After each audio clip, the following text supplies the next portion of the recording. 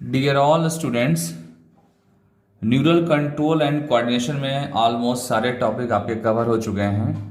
Last session में हम लोगों ने डिस्कस किया था ईयर के बारे में और ईयर के आउटर, मिडिल और इनर पार्ट्स को हम लोगों ने डिस्कस कर लिया था।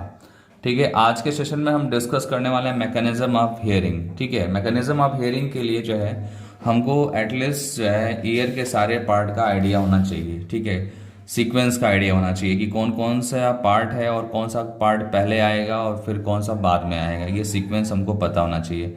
मैंने आपको बताया था कि जो आउटर ईयर होता है, ठीक है, आउटर ईयर में पिन्ना आता है और एक्सटर्नल ऑडिटरी कैनाल आता है।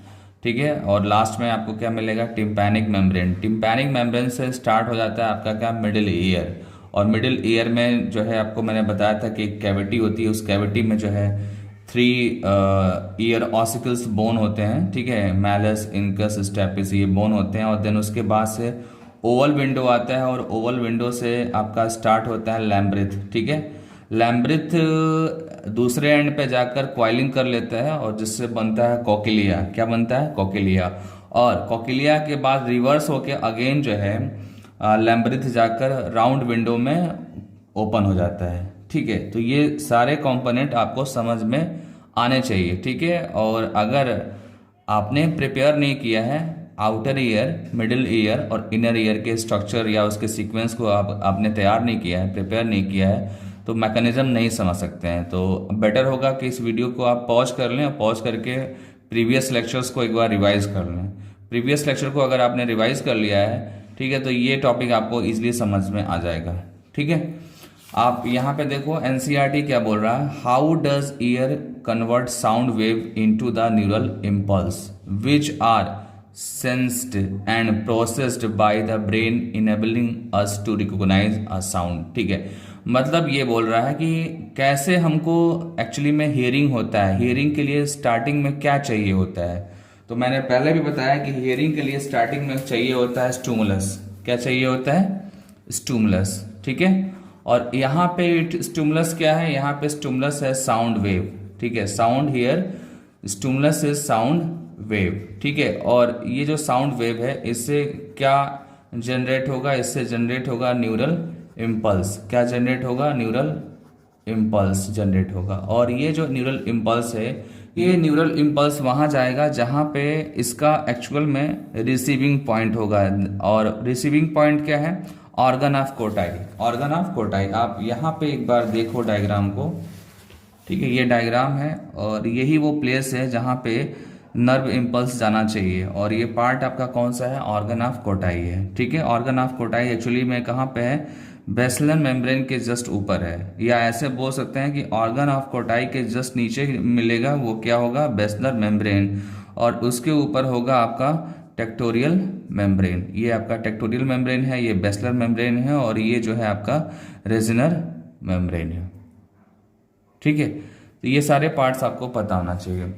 तो ये जो नर्व इम्पल्स मैंने आपको बताया कि नर्व इम्पल्स जाएगा ऑर्गन ऑफ कोटाई तक। ठीक है, बट कैसे जाएगा, सीक्वेंस क्या होगा, तो सीक्वेंस मैं आपको बता दूं। पहले आपका एक्सटर्नल ईयर होगा। ठीक है, external ear receive sound waves and direct them into year drum. ठीक है, ईयर ड्रम क्या था, टिम्पैनिक मेम्ब्रेन। ठीक है, टिम्पैनिक मेम्ब्रेन आप देखो, ये आपका टिम्पैनिक मेम्ब्रेन है। पिन्ना ये है एक्सटर्नल ऑडिटरी कैनाल। यहाँ से साउंड वेव कलेक्ट होकर कहाँ जा रहा है, टिम्पैनिक मेम्ब्रेन, और इसको क्रॉस किया तो यहाँ पे क्या मिलने वाला है आपको, यहाँ पे आपको ईयर ऑस्किल मिलेगा। और ईयर ऑस्किल जो है वो मिडिल ईयर का पार्ट होता है। ठीक है, तो आउटर क्रॉस करके वो कहाँ गया, मिडिल ईयर में गया और वहाँ से आपका नर्व इम्पल्स स्टार्ट हो गया। ठीक है, तो आगे देखते हैं यहाँ पे, sound waves and direct them to the ear drum.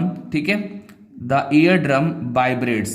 ठीक है, जो टिम्पैनिक मेम्ब्रेन है उसी को हम ईयर ड्रम बोलते हैं और ये क्या होगा, वाइब्रेट करेगा in response to sound wave. जो साउंड वेव आया है उसी के अगेंस्ट ये रिस्पॉन्स करेगा, उसमें वाइब्रेशन होगा।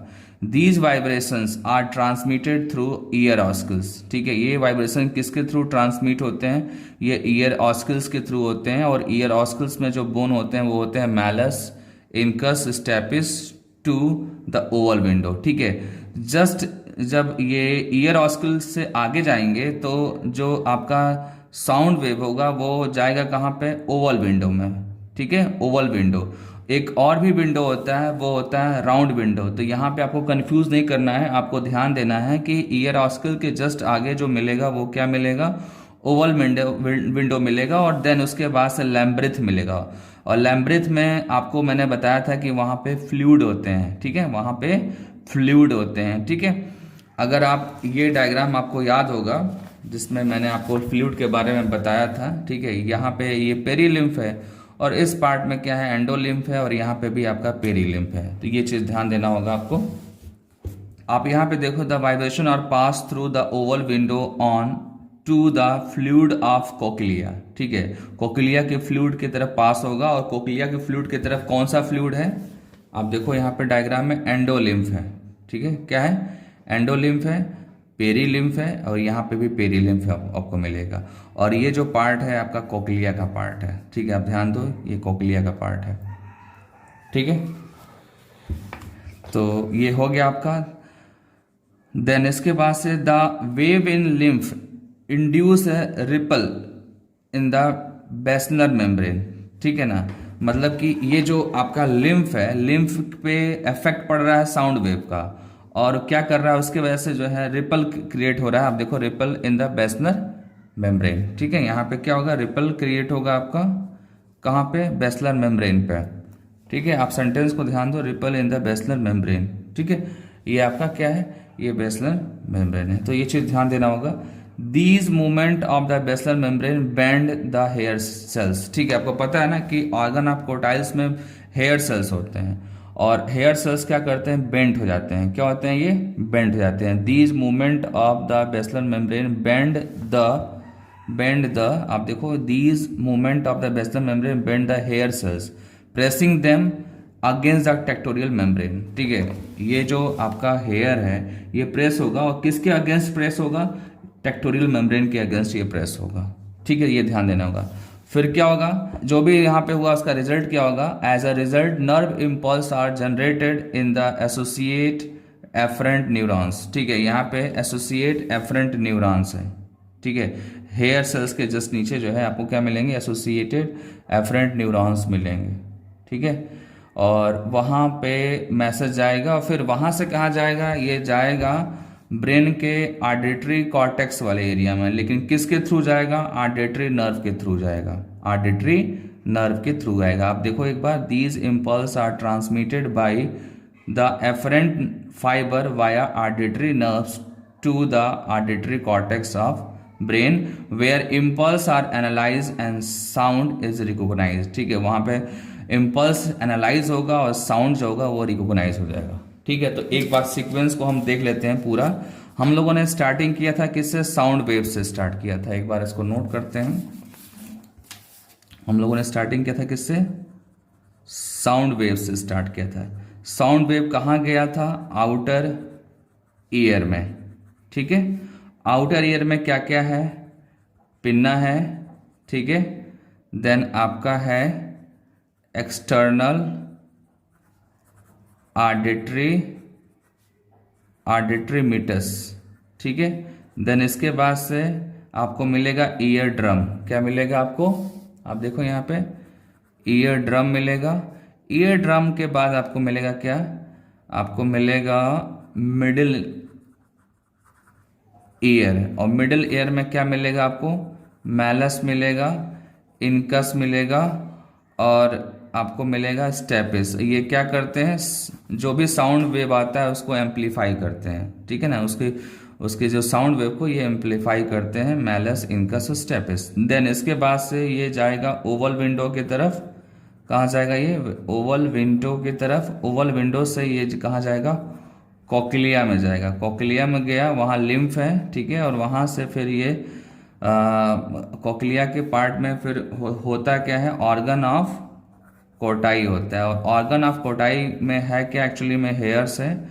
और ऑर्गन ऑफ कोटाई एक्चुअली कहाँ पे होता है, एबव द, ये कहाँ होगा, एबव द बेसिलर मेम्ब्रेन। ठीक है, ये आप देखो यहाँ पे ऑर्गन ऑफ कोटाई कहाँ पे है? अबव द बेसलर मेम्ब्रेन, ठीक है।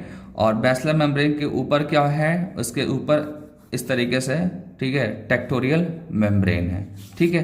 तो ये सीक्वेंस आपको पता होना चाहिए कि कैसे साउंड वेव जा रहा है और साउंड वेव कैसे इम्पल्स में कन्वर्ट होगा, ठीक है। जैसे ही वो ऑर्गन ऑफ कोटाई में जाएगा, वहां पे हेयर सेल्स के नीचे जो है एफरेंट, ठीक है ना, क्या होते हैं? एफरेंट नर्व फाइबर होते हैं, और वहां से नर्व इम्पल्स ट्रांसमिट होके जाएगा ऑडिटरी नर्व में, और ऑडिटरी नर्व्स उस इम्पल्स को कहाँ पे ट्रांसफर करेगा? ऑडिटरी कॉर्टेक्स ऑफ ब्रेन में ट्रांसफर करेगा, ठीक है। और जैसे ही वहां पे पहुंचेगा, साउंड जो है रिकॉग्नाइज हो जाएगा। तो ये आपका मैंने फाइनली यहाँ पे कंप्लीट कर दिया मैकेनिज्म ऑफ हियरिंग, और आपका चैप्टर भी यहाँ पे कंप्लीट हो रहा है। इसके बाद से हम नेक्स्ट चैप्टर हम स्टार्ट करेंगे बायोलॉजिकल क्लासिफिकेशन, ठीक है।